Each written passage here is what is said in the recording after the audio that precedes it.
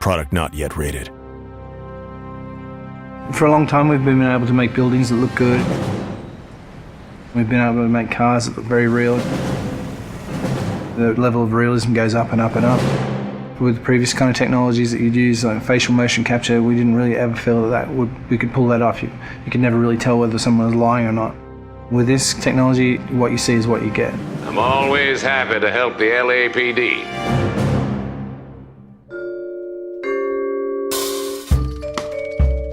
We started research on it about 5 years ago. Back then, only research groups were really doing it, this kind of 3D mesh generation from optical cameras. We thought that there might be some application for what we were doing, and this story is a detective story, so the believability of the actors' performances is key to gameplay.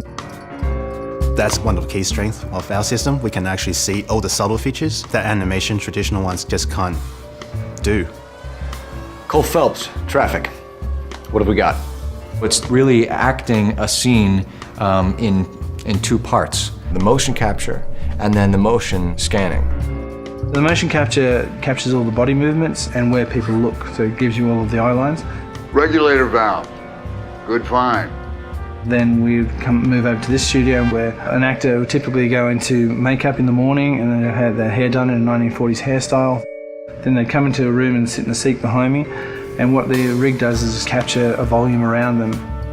You've got cameras not only around, but also looking upward and downward as well. So any kind of movement is going to cut out some of the information. And they deliver their lines, and as they talk, they get processed and turned into 3D. And action. So the guys' names that I've been seeing doing the repairs on the heaters, they're fully licensed and accredited. We go from 2D videos to 3D meshes. I think you're lying, Rasik. I think some of your men aren't fully licensed. To compressed versions for the game. I think some of your men aren't fully licensed. You're desperate to cover your sales. The level of detail is just so high that they're just like a real person in life. You're gonna lose your wife and probably end up in the big house. I hope she was worth it.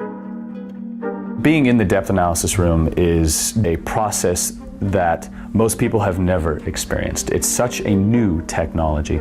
It's a constant close-up is what it is, but it's a close-up from 360 degrees. There's something pretty special about knowing that you will be recreated, but in another type of form. I saw myself today. Blow it off, Cole. These artsy-fartsy types always get a little flighty. It's me. LAPD, drop the weapon! Hey, you think I'm some kind of nut job? What proof have you got? A big theme of this game is dishonesty and to detect when people are lying. You couldn't have done that in the past. Why are you lying to me, Varley? The better you are at reading people, the more things it'll reveal, and the story goes different ways if you do that. The only way you're going to get rid of me is to give me an answer. You're out of your depths here, detective, and you're asking the wrong questions of the wrong people. Having this realism really helps. You're literally talking to that person and then seeing how they behave by asking questions. Why did you kill Mrs. Terrellson? I have no recollection of the people I have killed. So what if I took a look around that car? You can't be accusing me of nothing. You've got the wrong guy.